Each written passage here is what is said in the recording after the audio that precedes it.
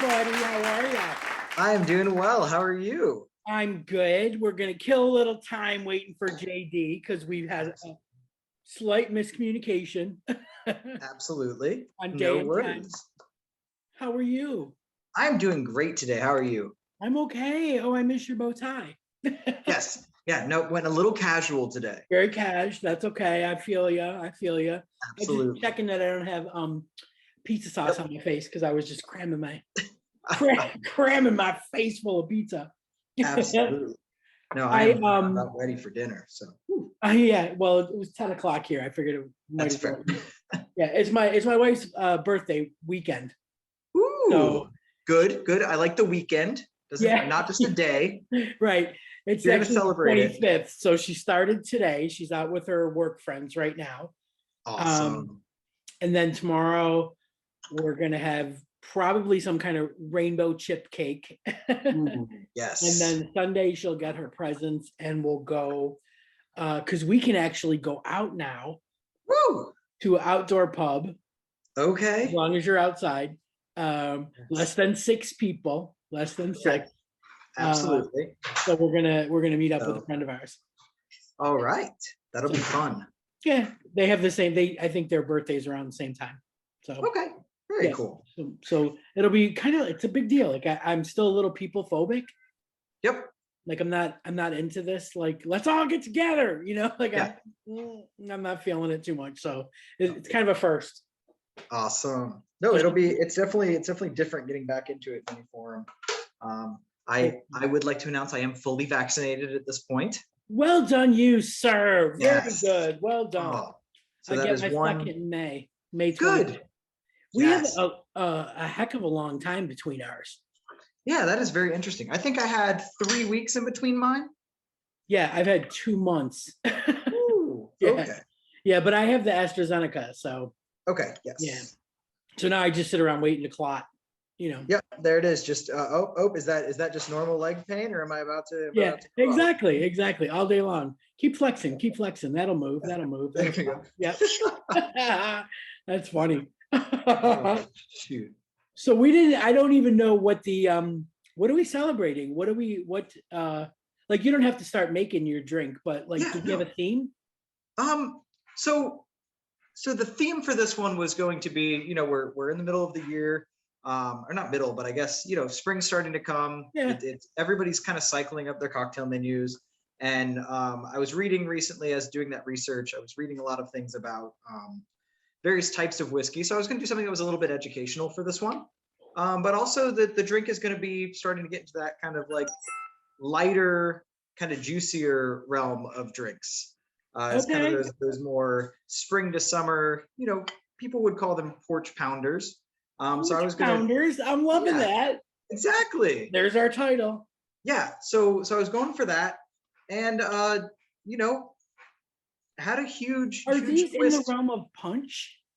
So almost. Okay. We're getting close to punch. I spent my youth making jungle juice. Yes. So we're actually the cocktail we ended up with today is going to be on getting into that punchier realm. Okay. There's a really good story behind this. I was going to go very elegant and go into the history of highballs. So, whiskey, soda, things like that. Yeah. Whiskey and soda water. And I was at the, purveyor of fine liquors, the liquor store. And I was perusing the bottles. And I really wanted to do a segment at some point on Japanese whiskey because it's really big in the market. It's got a huge variety. Yes. Very, very, very cool. Just lots of intricacies. They don't have nearly the same amount of rules and regulations about how they make it. So you can have Japanese whiskey that runs the whole gambit from, kind of almost tasting like a scotch to an almost bourbon.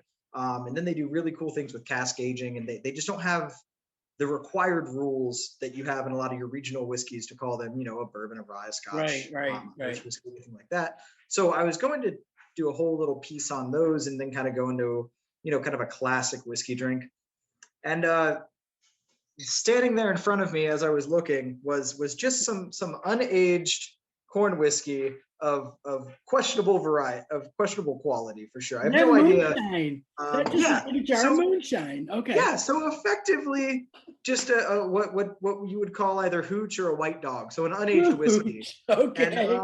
And they're not good, but people drink them. People drink a lot of them. I remember hanging out with my dad, and he would get moonshine from he would find it, on the side of the street, and all of that. Right, Yeah, procure it, right.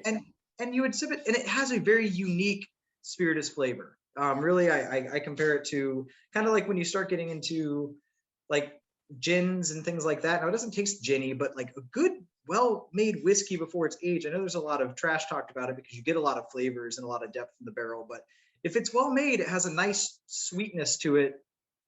That's fun to drink. Not gonna lie. And I know, like we've made like when you're making jungle juice, you're just throwing everything in there. So you're not really looking for flavor and depth and this and that. You just want it fruity and effective. But I do know that when I remember going to a backyard party, some people I didn't really know them well, but there were a lot of cousins and relatives and everybody getting together, and they were passing around a super fruity drink, and I was like, "Is this jungle juice?" And he said, "No, we call it gasoline."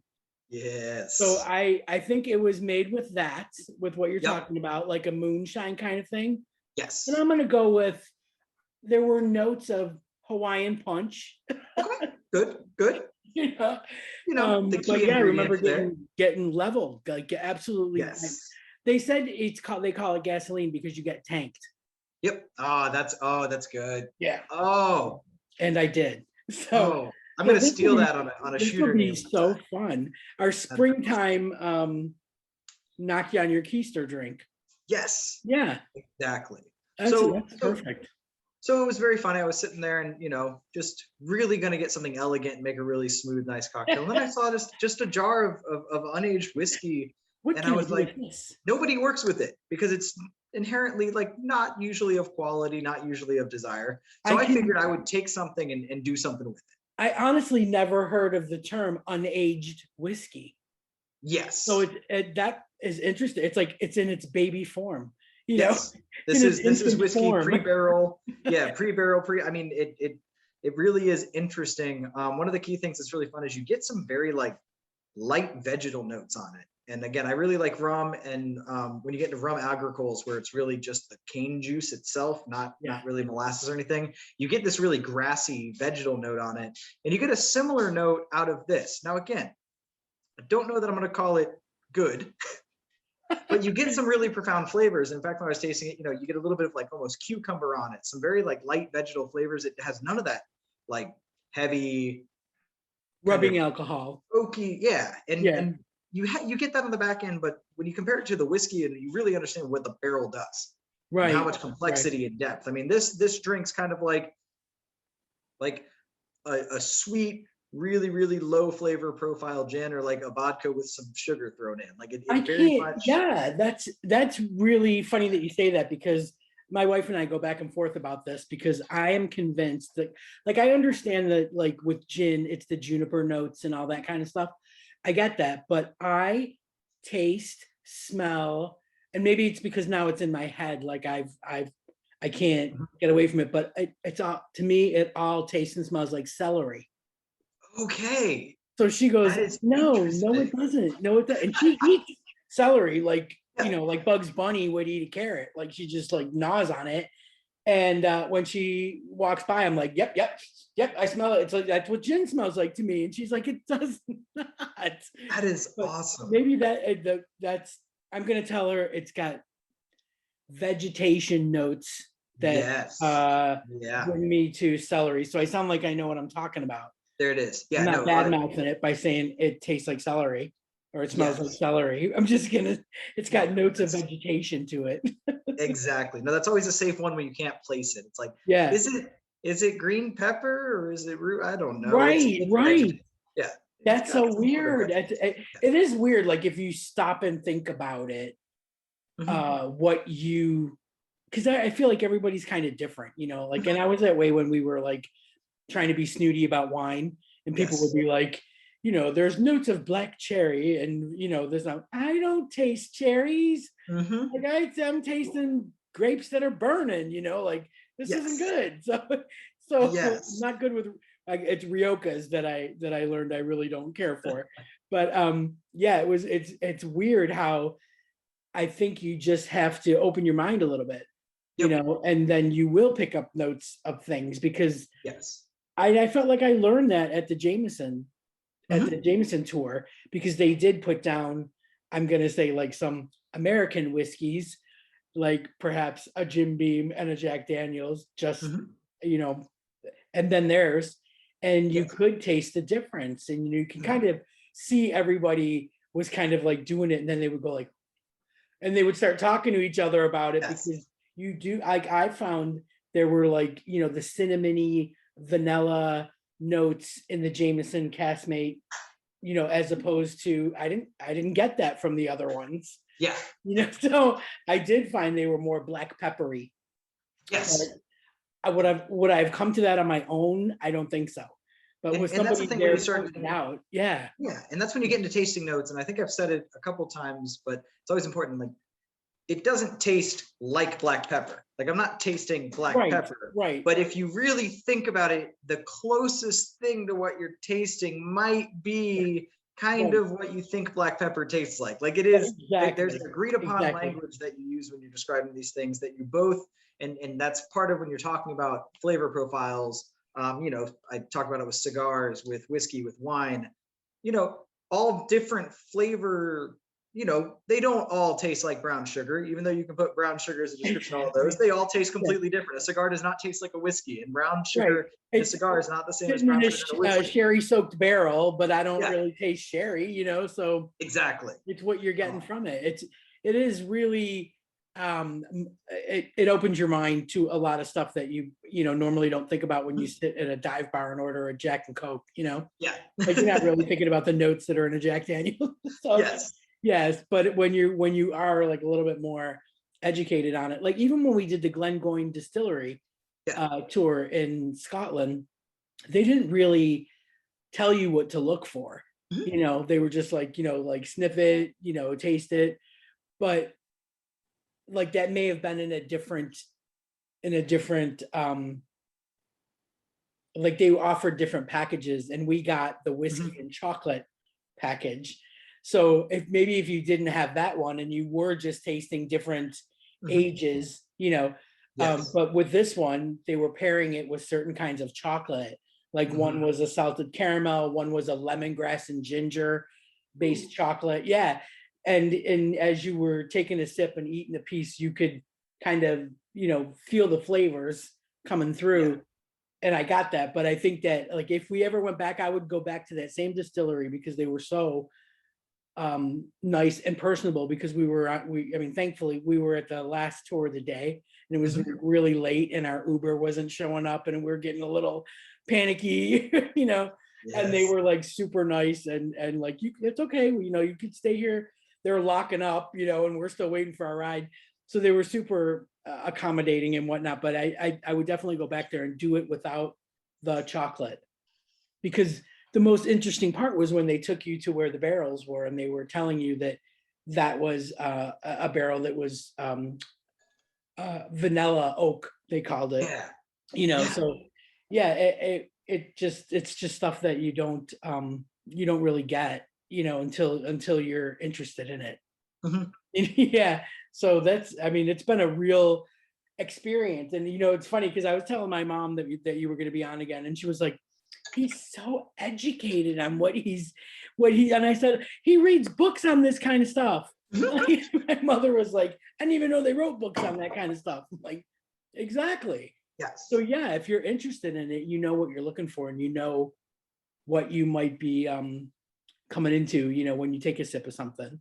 Yes. Like I just saw, I ran to the store the other day, like over here, you can buy liquor in a mini mart, so they have a section, it's behind the counter and all that. And I would just happen to be looking to see if they had anything new, because I always see these great things like the peanut butter whiskey, but we don't have. So I'm always trying to keep an eye out to see if we got anything new. And I saw pineapple Captain Morgan's rum.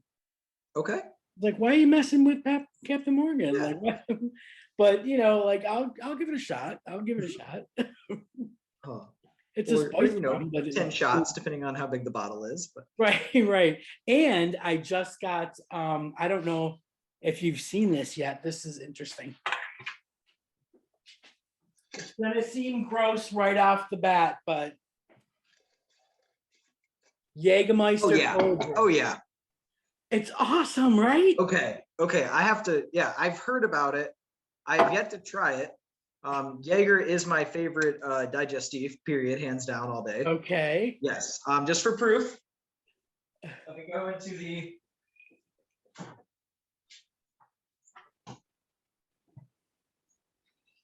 the old freezer. Oh, see? The proof. Do have it. Do drink it. I'm Okay.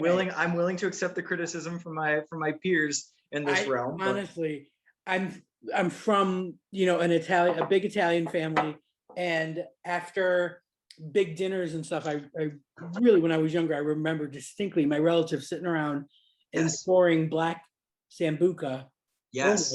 into coffee. And I always wanted to taste it. And of course they were like, no, you can't have it. No, you can't have it. So when I got older, of course I tried it, and I was like, it's kind of crappy. Like, I don't really get it. Like, but I was willing to take the risk on this because, you know, these weird things they're not cheap over here, but I was willing to take the risk on it. And I freaking love it. Oh, I've got to try that. Like, it's really, really good. It's got the Jaeger blast to it. And it's got like the coffee that settles it down. It's like black coffee with a little bit of Jaeger in it. Like, it's really good. As soon as I got it, I just like walked in the door and cracked it open, smelled it, and I'm like, this is gonna be good. It's gonna be good. I'm gonna have to find a bottle of that because I again, Jaeger is one of my very not guilty pleasures. Yeah, I'm happy. I have you. Rumplemints, like, remember we were talking about Rumplemints? Yes. That's another one of my faves. I checked. I had my mother sent over. My mother is so upset that she can't send birthday presents and Christmas presents and all that right now. So she sent over some money, and I was like, oh, now I have the extra money. Maybe I'll get the peanut butter whiskey. So I went and checked online. It's gone up 20 pounds. So where it was 60 or 50, it's now 80. Ooh. 80 pounds plus another, you know, delivery fee of 17. I'm like, $100 for a bottle of peanut butter whiskey? No, I can't. I can't justify it. No, just can't.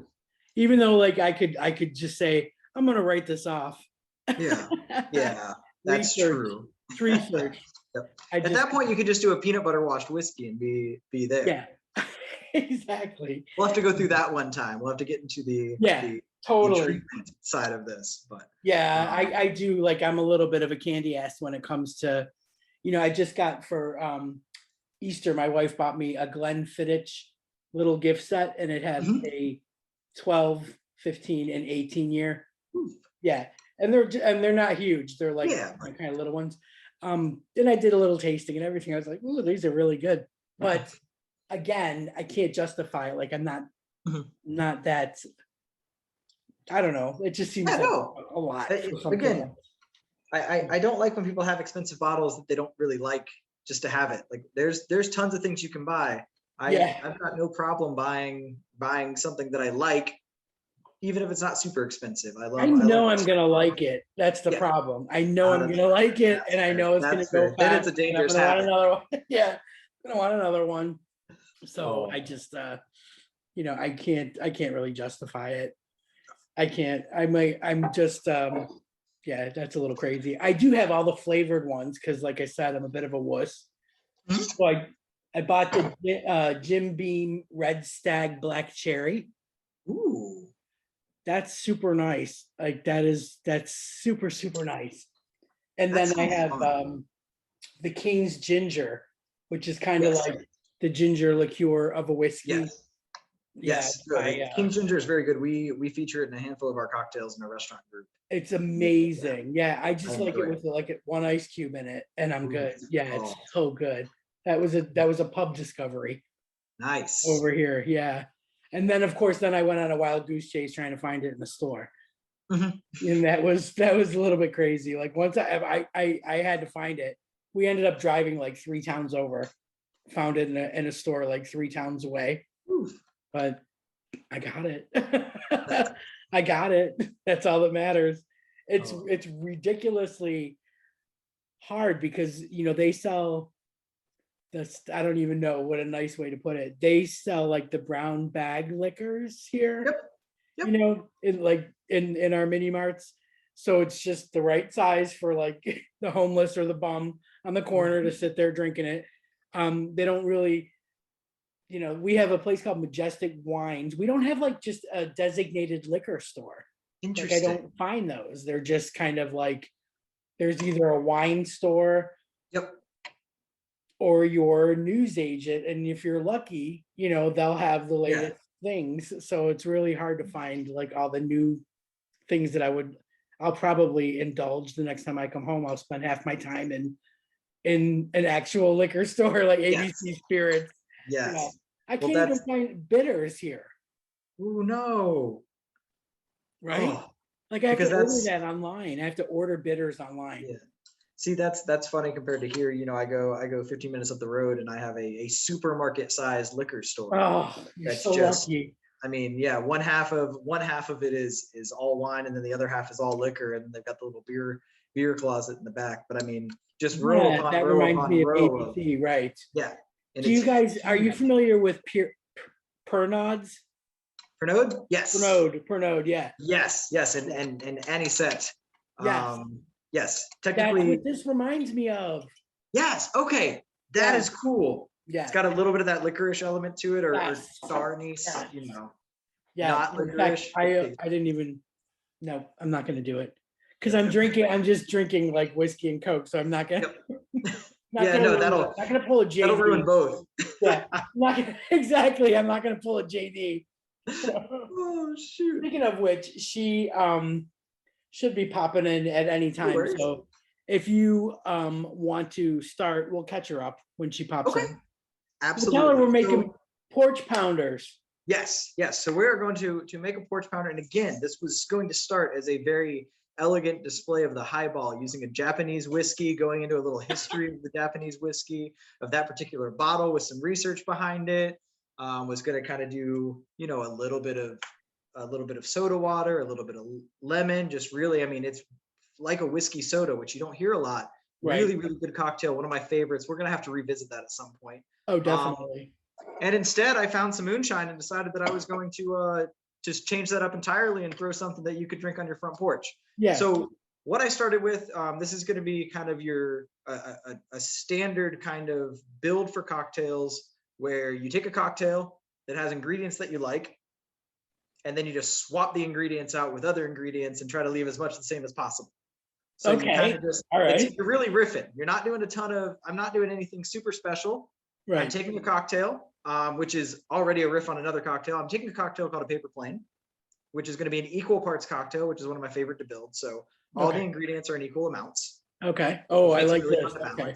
Yep. Yeah. And then that's all kind of, there's been a handful of cocktails that are all equal amounts, but one of the ones that really came onto the scene is the Last Word, which is going to be equal parts gin, green chartreuse, Luxardo, maraschino liqueur, then lime, equal parts shaken. It's really complex, really deep, very but it really, you've got a bunch of ingredients that feel like they shouldn't balance, but if you do them the right way and it's equal parts with the right ingredients, it's really fun, really balanced, and it just tastes juicy. I don't know how else to describe a lot of these. They really do have like a juicy, deep element to them. So you got kind of fruity, then you've got bitter or herbal or whatever. They're just big cocktails. Okay. And I'm digging this so far. Juicy. Yeah, they are awesome. So what the paper plane usually is it's going to be a bourbon. So I tied in that whiskey. And then you're going to go with a Aperol, which is that's big over here in Europe, man. Yeah. Aperitivo, so kind of a light orange sweet flavor. You're going to go with Amaro Nonino, which is a light. So Amaro is Italian for bitter, and Jaeger is going to be similar in that flavor profile to Amaro. Basically, it's going to start as grain alcohol, bunch of proprietary ingredients, really, really secretive. All of these different recipes, usually Italian. So one of the most common ones in bars is going to be Fernet Branca. And that Fernet is going to be very bitter, woody.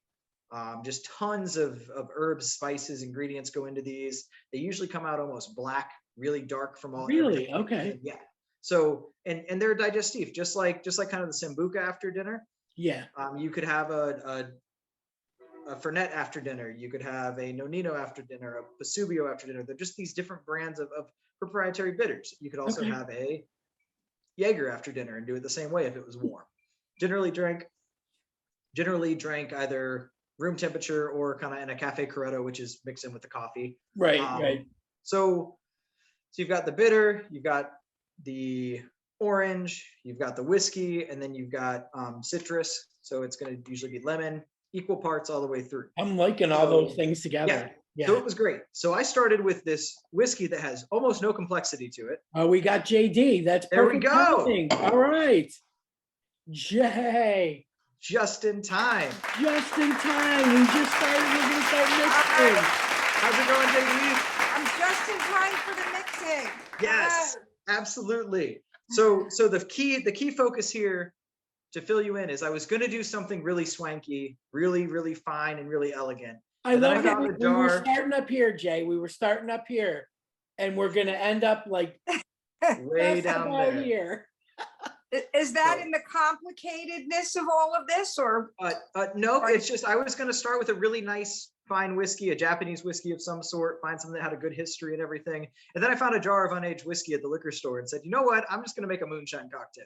Oh, all right. We're calling it a porch pounder. We're calling it a porch pounder. So I'm gonna run a porch pounder back, and basically I'm just gonna build this. It's gonna be pretty straightforward.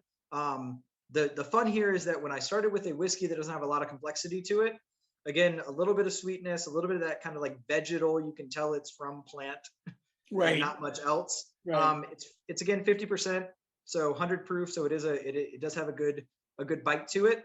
So I want to start with that and then build that kind of paper plane build with the complexity coming from other ingredients instead of what would normally be in that bourbon. So equal parts, I'm just going to do 0.75 of an ounce of each of these. I love that it's in a mason jar. Yes. I love that too. Ounces of an unaged or white dog whiskey. Instead of Aperol, because again, Aperol is going to have a lot of sweetness to it. That's going to, with this already having that sweetness and not necessarily that barrel mellowing. I felt it was going to conflict. So I went with Cappelletti, which is going to be similar to a Campari. So again, it's going to be a orange based bitter. Sweet, yep. Right. Very bitter, but this is wine based. So again, kind of rounder on the notes. And then it is actually still colored with carmine, supposedly, which is how Campari got its original red flavor.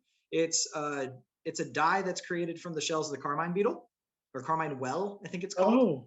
So they supposedly are still dyed with that. I cannot confirm or deny that, but that's the story. So it does just have a really nice, deep orange, almost red, but definitely orange flavor to it. So 0.75 of the Cappelletti. And then instead of the Amaro Nonino, kind of that Amaro bitter that would normally use, I'm using my favorite Amaro, which is Cynar. Okay. Which is an Amaro. So again, starting with neutral spirit and then infusions. But one of the primary ingredients is where the name comes from is artichoke.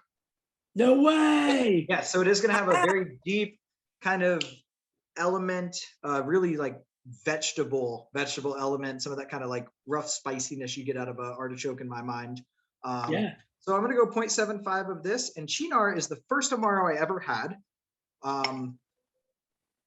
Outside of Jaeger, and I was in Italy. Yeah, I was in Italy at the hotel, and Jaeger team. Nice. Jaeger For the hunt. But no, I was in Italy, and I was at the hotel, and I was talking with the just kind of barkeep there, and was just asking about an after dinner drink, and he just grabbed a bottle of Cynar off and poured me a glass of warm Cynar, first bitter I've ever had. And tasted it, and once I got through the initial shock of there's a little bit of sugar, but it's not sweet. It's going to be tannic. It's going to be bitter. It was really good, and it took me a while to finish. That there is no sweetness to that, is there? There is some sweetness to it. They do balance it a little bit. I'm going to do a quick taste check.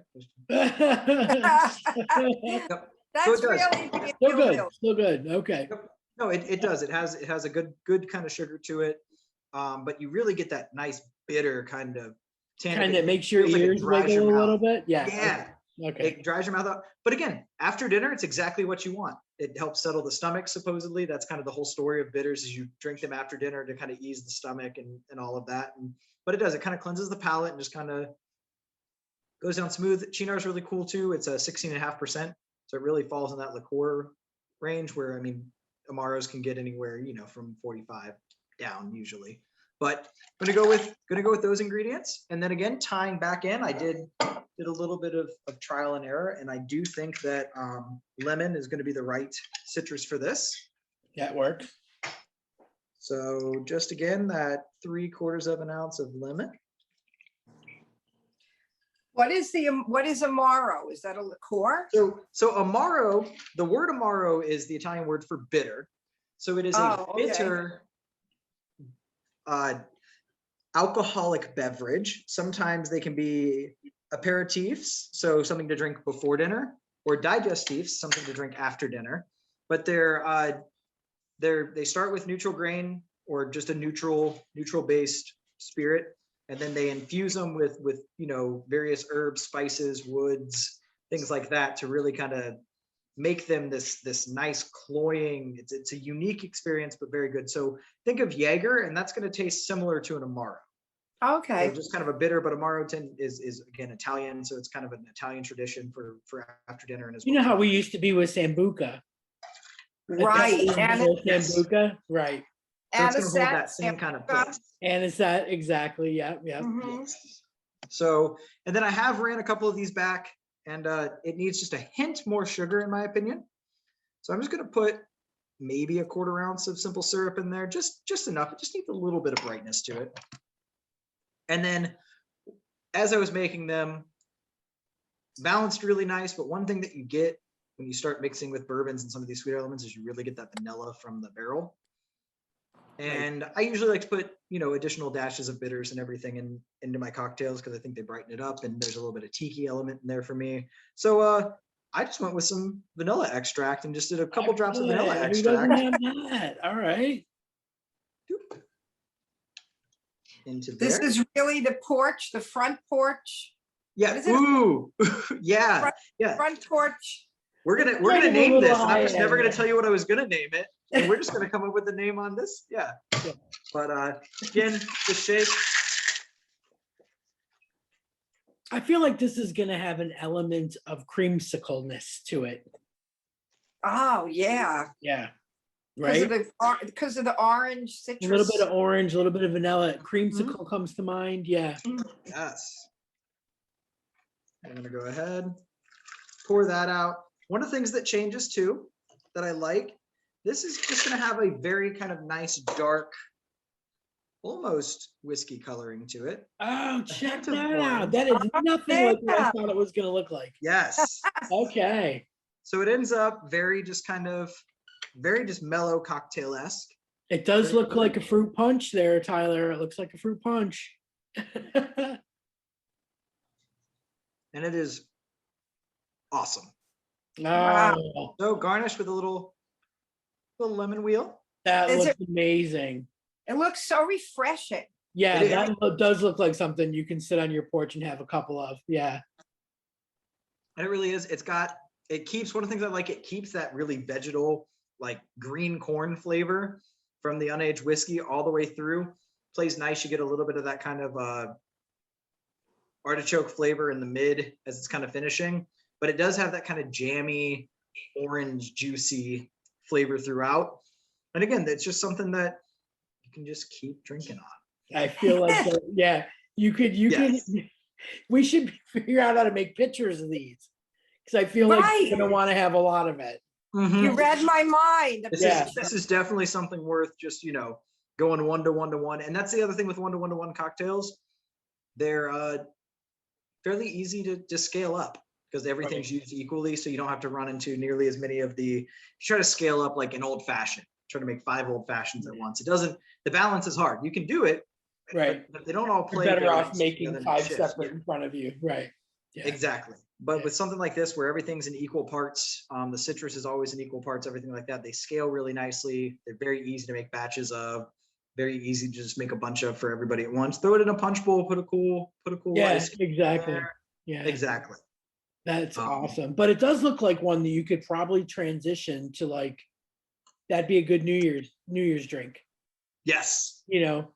So that's Yeah. the nice part, is that it does look nice and cool and summery and refreshing, but Mhm. it does look like something you could serve like at your New Year's Eve bash. And Right, yeah, right. still look like you know what you're talking about. Like, Yes. look at my high-end cocktail, but in the summer we Exactly. pound them on the front porch. Yes. Right.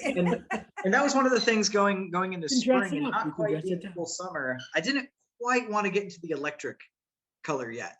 Yeah, yeah. You know, when we get closer to June and my birthday and everything like that, I'll start, you know, that's when I might pull out some of the Are we gonna go into colors. like the purples and the blues? And all that? Yes. Okay. Absolutely. That's when I want to pull in the purples, the blues, the really when you get into pink or electric orange and that type of stuff. I Yeah. really like that stuff in summer. Yeah.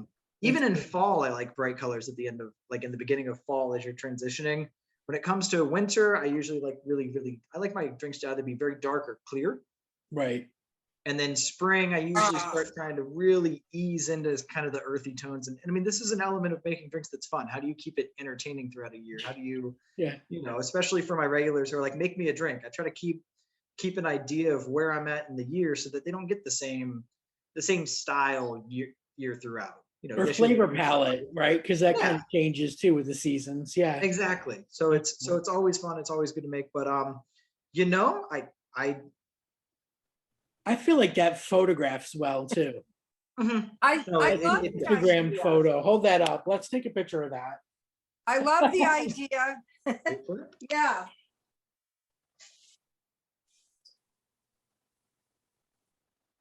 Beautiful. I Beautiful. love the idea of the visual, Tyler. Like Yeah. you take like when you were saying the colors for summer Mhm. reminds me of a beach ball Mhm. or like one of Yes. those popsicles you have that Yes. colors. Oh at yeah. 4th of July or the 4th of July with The rocket fireworks. pops. So, Yes. Exactly. yeah, the Well- rocket pops. Yeah. Yeah. So so that I love that so okay, so this is front porch pounder. Is that what we're calling it? I think we're gonna call it the Front Porch Pounder. I like it. I like it. The FPP all day. Let's see the rocking chair. Yeah. Rock. No, there's no rhyme in that, so you can't say that.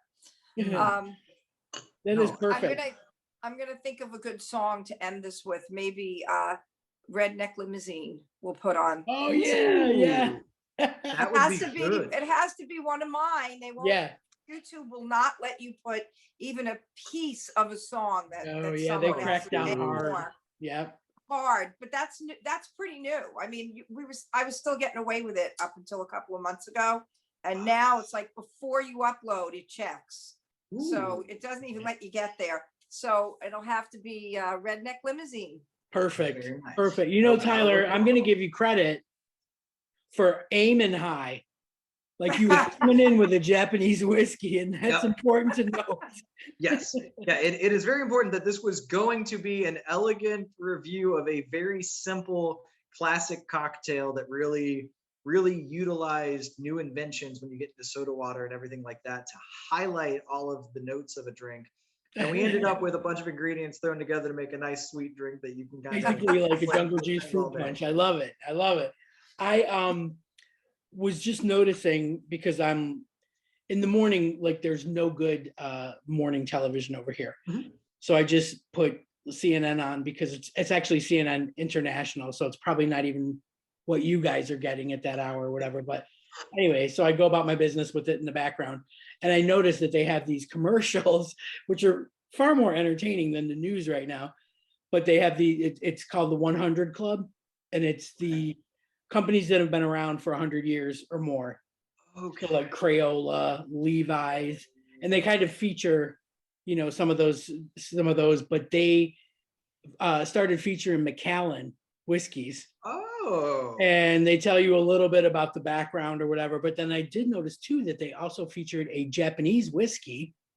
And they talked a little bit about how this Japanese businessman's father started it, and this guy and his son's now taking it over. But the first thing that came to mind was, I wonder if Tyler knows about these weird Japanese whiskeys. And here you are saying, I'm going to do a high-end cocktail. Yeah. Like, oh, I didn't know that Japanese whiskey was a thing until I saw the commercial. Yes. Yeah. You know what? I feel like that drink could be like a signature drink at, say, like a bachelor party, like when you make like a signature drink and you give it, like, say, the groom's name or something, you know. Oh, Don't give away the secrets. Don't give away the secrets, JD. Yeah. I swear when I named it the Jessica cocktail, it was only the one time I've made it. I feel like she's right behind that computer going like this. No. Absolutely. No, it is. That's always a fun trick when there's a bachelorette party to make sure you note the name of the bride to be, and then when they inevitably ask for you to make them shooters, you just kind of do a word play off the name. So you know, I'm sure you don't watch Grace and Frankie, Tyler, but they had I do not. The bachelor party. You watch it, right, Denise? I do, yes. When they had the bachelor party for Robert and Saul, and they had the Saulitos and Robert Readers. Yeah. Robert Readers, yeah. Readers and the Saulitos. Yes. Yes. It was perfect. Yep. Yep. I swear I watch so much Food Network too. And I keep wondering why they don't have, you know, more shows about mixology and, you know, like, why isn't that taken off? I don't know, because one of the things that why I was excited to do this, and especially when you asked me to keep coming on as a guest, is I can't find good content. Right. I search and outside of books, and I mean, I just bought a book from like 1883 to look at that because it popped up on one of the like historical food things that I was watching, but there's not a lot of stuff as I've looked that really want to get into the educational side of this, which is what drew me to it. It was the talking with my friends who are, you know, mixologists or bar program managers, or just true like passionate artists in this, and the conversation of years and hundreds of years of history and information and stories. And I mean, you know, it really gets into this weird kind of, not weird, but beautiful kind of, you know, oral tradition where some of my bar stories are the same bar stories that were being told in colonial America. Right? You might not know that it was, but you know that it was handed down from bartender to bartender to bartender to bartender to, hey, this one story, hey, this one guy. I mean, you get these kind of, you know, really cool cultural elements that are shared through just a common interest and a common passion and a common just employment, and you can't find it anywhere. You really can. It's like, I remember, I think it was on the Travel Channel that was the first time I saw someone, and that was basically they were traveling to find good bars. It wasn't so much about the right, you know. And the only other time I saw something even just a little bit remotely interesting was on like a Netflix show about saving restaurants that were going under. Yeah. And so they would have one guy that would kind of feel out the local things and find out what they were, you know, known for, and then come up with a drink. And that was, you know, that was kind of interesting. But you've nailed it. There is not a lot of content out there. You know what? I was wishing you were here in Miami because they have mixology competition going on in South Beach. Yes. I don't know. Is it this weekend? Do you know about it, Tyler? I don't know about this one. I haven't been plugged into the competitions. I keep getting told that I need to do more research into those. But I mean, I have friends that have gone through, you know, Bacardi will sponsor them, and you know, you go through a couple of different rounds. I mean, they're beautiful events. And it's exactly, you know, they're very showy, aren't they? They're very. I mean, and that's, you talked about the color. I mean, you know, when it comes to making drinks for people, it's an experience. It's not just how does it taste, because quite honestly, most people don't like how alcohol tastes. That's right. Straight alcohol. Right. So there's a whole element, and when you talk about tending bar truly as what it is, there's the showmanship aspect of it. You are an entertainer just as much as you are, a culinary skill set. You're there to display, and every cocktail, really, when you're getting into the realm of cocktail creation and everything, what are you trying to get somebody to experience? The garnish is just as important as the flavor, is just as important as the glass that you put it in. I mean, it is about the garnish and the foo-foo-ness of the end product. Yes. That's a word. Don't even look at me like that. Got it. No, because what do you see first when you get a drink? You don't blind taste a drink. A drink is placed in front of you. It's carried over to you. It's made in front of you, wherever you are. I mean, even if it's a whiskey Coke, the presentation, it's made in front of you. You see it before you drink it. So you're already in your head, no matter how hard you try, coming to conclusions about what you're about to have.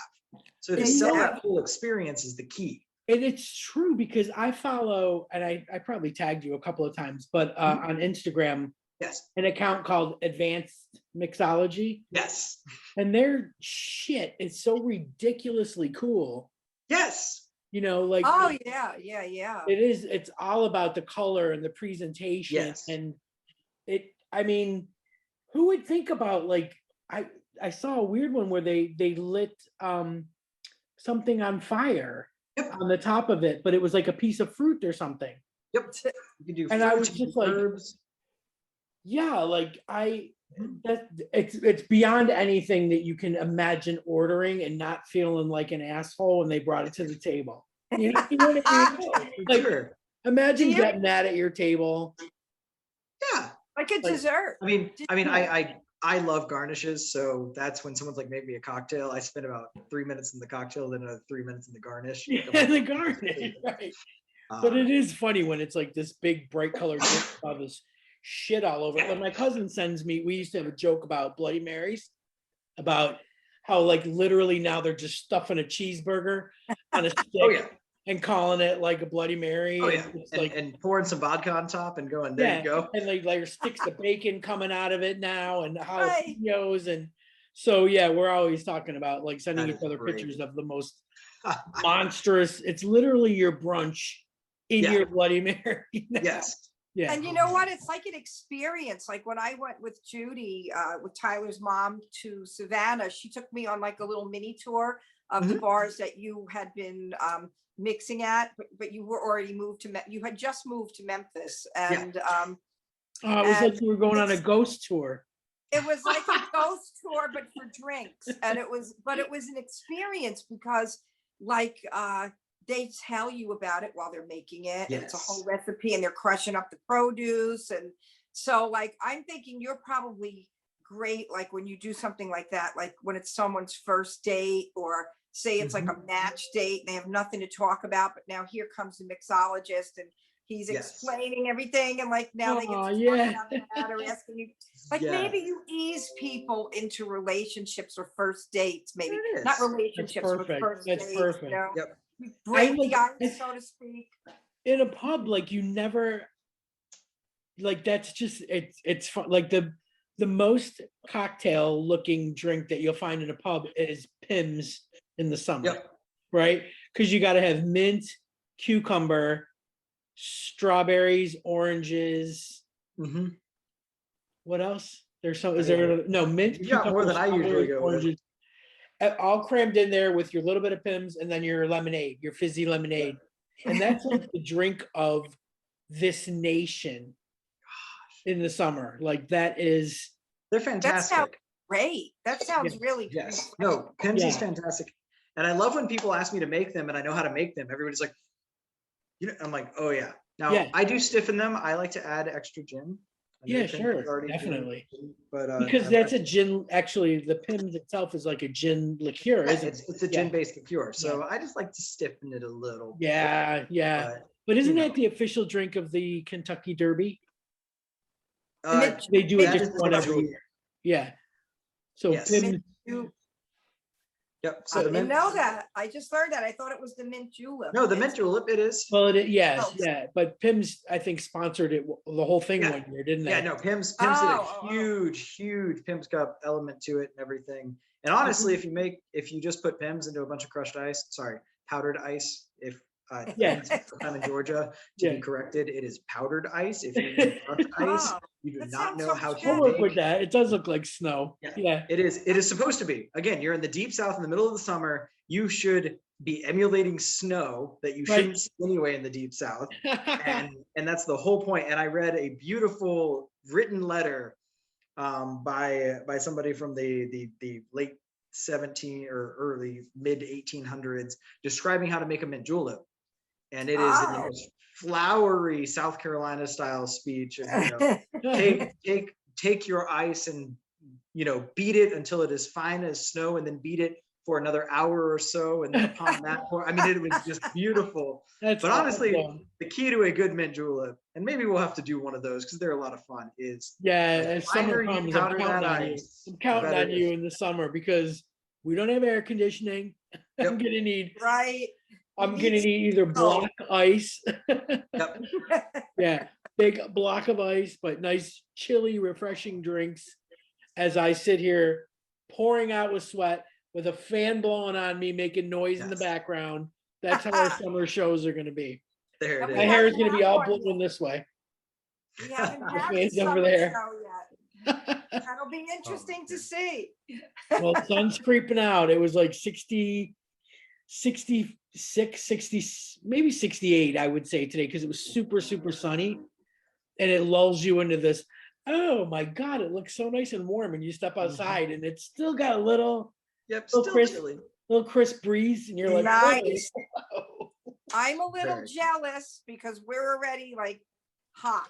Like, my mom just told me. Yeah. But you know what, though? I want to take 1 second to thank you, Tyler, I know you're really busy at your new job. I know you have a promotion. That's right. Congratulations on that. Thank you very much. For taking the time to make time to do this is so cool. Really appreciate it. Again, I always say thank you for letting me hang out in the lounge. This is so much fun. It's something I look forward to every month as long as you let me. It's just a great time. It's a great place. And again, we talked about it. If anybody finds this and learns a thing or two about cocktails, I'm so excited because I love them. I love everything I've learned. I love the people that I've learned them from. And it always bums me out when I can't just go watch 4,000 hours of videos on cocktails. That's a rabbit hole I could fall down and gladly though. Yeah. Like if there was good YouTube content, I would gladly fall down that rabbit hole. Exactly. I do it with cars. I do it with video games. And I'm like, if only there were cocktails, I wouldn't need to leave the house. Right? I feel like they could make a video game out of it as well. Oh, for sure. Like there should definitely be. Yeah. Well, when we get the website up, which as soon as I'm done, we're doing our show, which is almost sold out, by the way. Yes. We have 8 seats left. So the show is coming up on May 1st. As soon as that show is over, I'm getting back on finishing the website and there'll be that section. So when you start entering these competitions, you can drive them right to our mixology section. Absolutely. Or your specific recipes will be up there too. Yes. Yeah. I'm so excited for that. We'll just have like a whole like Tyler's bar book tab. Where people could just like go through and see all the different drinks and it's everybody's dream. Coming. I don't know how you find the time to do everything you do to such preciseness, but I love the science you bring to the drinks. To cocktails. I love the education and the background. Yeah. Well, that is the key is be passionate about it. And I believe it was Dickens, but whatever you are, be a damn good one. And I like that. There's a lot of things I don't do so that I can do the things that I like to do very well. Or at least very passionate. Son there, mister. Like, is he dropping a dick? Way to go. Dickens.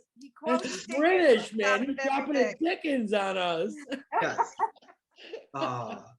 Let's put that on the page, on your mixology page. Like, that one of the quotes. Give us a bunch of quotes and we'll just have them all over the page. That'll be hilarious. It's excellent. Oh, you guys, I'm glad we ended up doing this.